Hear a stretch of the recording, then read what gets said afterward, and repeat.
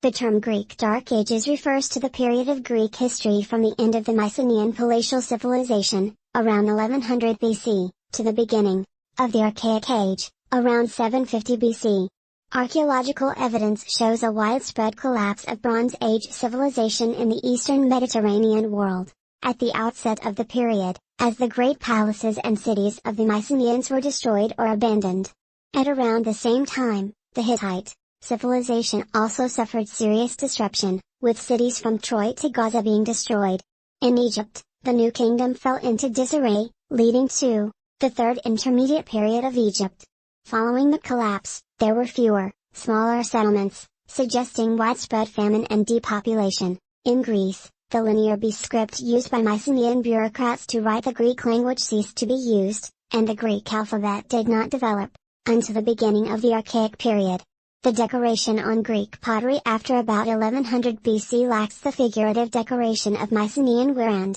is restricted to simpler, generally geometric styles, 1000 to 700 BC. It was previously thought that all contact was lost between mainland Hellenes and foreign powers during this period, yielding little cultural progress or growth. But archaeologist Alex Noddle considers that artifacts from excavations at Lefkandi on the Lelantine Plain in Euboea in the 1980s revealed that some parts of Greece were much wealthier and more widely connected than traditionally thought, as a monumental building and its adjacent cemetery showed connections to Cyprus, Egypt, and the Levant as markers of elite status and authority, much as they had been in previous periods, and this shows that significant cultural and trade links with the East, particularly the Levant coast, developed from circa 900 BC onwards. Additionally, evidence has emerged of the new presence of Hellenes in sub-Mycenaean Cyprus and on the Syrian coast at Taormina. During the Dark Ages of Greece, the old major settlements were abandoned,